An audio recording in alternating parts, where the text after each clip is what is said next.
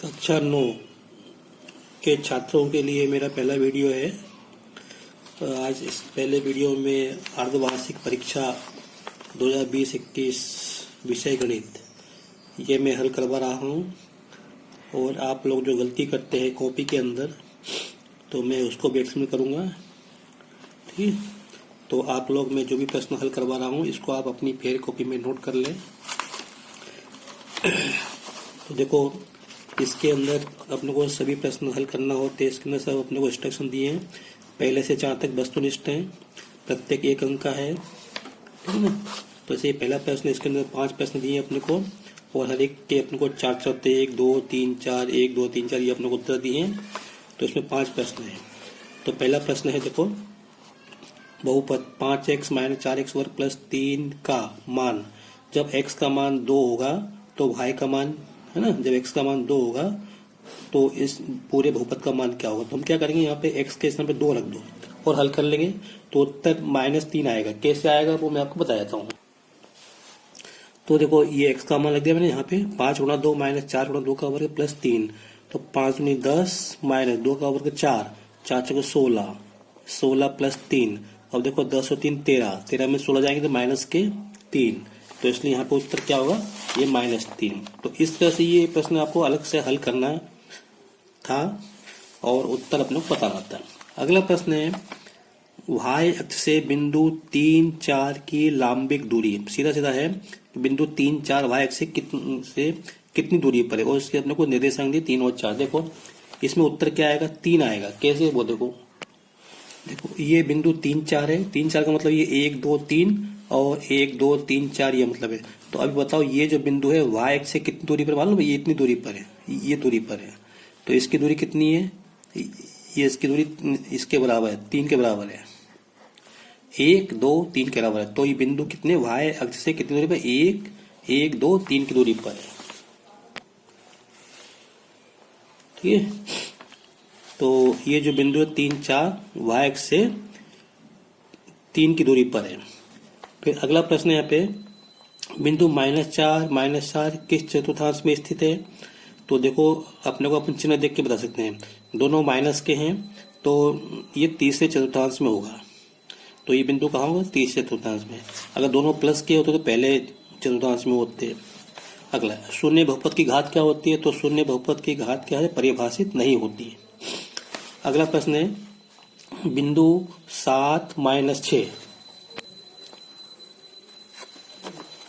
बिंदु 7 - 6 की कोटि का मान क्या है। तो देखो, पहले जो लिखा होता है उसको बोलते हैं भुज, इसको बोलते हैं कोटि। x का मान भुज और y का मान कोटि बोलते हैं। तो ये कोटि है, तो कोटि कितनी होगी, -6 होगी। अब इसके बाद अगला प्रश्न है, ये जो अपने को कथन दिए सत्य है या असत्य है। तो देखते हैं। तो देखो, मूल बिंदु की भुज और कोटि दोनों शून्य होती है। मूल बिंदु के निर्देशांक क्या होते हैं, 0 0 होते हैं। तो इसलिए दोनों की भुज और कोटि क्या होगी, 0 0 होगी। तो ये जो कथन है ये सत्य है। फिर उसके बाद, रैखिक बहुपद में चर की अधिकतम घात 1 होती है, बिल्कुल सही, ये भी सही है। बहुपद में x वर्ग का गुणांक 2 है, नहीं है, असत्य, क्योंकि x वर्ग का गुणांक -2 है। क्या है, -2 है, तो ये कथन भी असत्य है। फिर बिंदु 2 3 दोनों अक्षों पर स्थित है, बिल्कुल नहीं है। x या y अक्ष पर तब स्थित होते हैं जब दोनों में से कोई एक या तो भुज 0 हो या कोटि 0 हो। तो ये अक्ष पर नहीं है, तो चतुर्थांश में है, पहले चतुर्थांश में है। तो ये भी कथन क्या है, गलत है। फिर उसके बाद, वर्गमूल 2 बहुपद का घात 1/2 है, बिल्कुल नहीं है, ये अचर बहुपद है, इसकी घातांक कितनी है, 0 है। तो यहाँ जो कथन लिखा है इसकी घात 1/2 है, ये असत्य है। ठीक है, तो इस तरह से इसमें पहले दोनों सत्य हैं और तीनों असत्य हैं। फिर देखो, रिक्त स्थानों की पूर्ति करो। तो ये अपने को चित्र दिया हुआ है, इसमें 4 भाग हैं, एक भाग काला किया हुआ लिखा है। चित्र भाग में छायांकित भाग को भिन्न के रूप में, है ना, बताना है कि इसके भिन्न के रूप में क्या होगा। तो यहाँ पे देख लो, ये छायांकित भाग को, तो 4 में से एक भाग काला है, तो काला भाग ऊपर आएगा संख्या, और ये बाकी यहाँ पे आएंगे। तो यहाँ पे क्या होगा, 1/4। ठीक, कुल भाग कितने, 4, तो 1/4 सही है। फिर उसके बाद 515 में 5 का भाग देंगे तो भागफल कितना आएगा, 103। अब बहुत से बच्चे 13 कर देते हैं, देखो मैं एक बार बताता हूँ कैसे आएगा 103। देखो 5 का भाग 515 में देना है, तो 5 का भाग 5 में एक बार जाएगा। अब एक उतारेंगे, अब 5 का भाग 1 में नहीं जाएगा, नहीं जाएगा तो 0 बार जाएगा। 0 का गुणा इसमें करो तो 0 आएगा, घटाओ 1। अब 5 उतारो तो 5 का भाग 15 में 3 बार जाएगा, तो ये कितना आएगा भागफल 103 आएगा। अब आप देखो आपने कहाँ गलती करी है, ठीक है। अब देखो अगला प्रश्न था 4/3 गुणा 12/22 को हल करेंगे तो ये आएगा 8/11। कैसे आएगा वो भी मैं आपको बताता हूँ। ये तो चौथी पांचवी के प्रश्न है। देखो पहले 3 से काट लो 12, 3 चौक 12, फिर 4 और 22 कट जाएगा 2 से, 2 दूनी 4, 2 का भाग 22 में 11 बार, तो क्या बचे 2 गुणा 2, नीचे 11 बचे, तो ये कितना आएगा 2 दूनी 4, सॉरी यहाँ पे 4, ये 4 है ना, ये 4 आएंगे, तो 4 दूनी 8/11, तो ये आएगा। अब आपने क्या किया वो आप देख लो। देखो अब ये अगला प्रश्न देखो, ये ना यहाँ पे ये 4/3 माइनस 1/2 को हल करना था, तो इसका उत्तर आएगा 5/6। अब कैसे आएगा वो भी देख लो।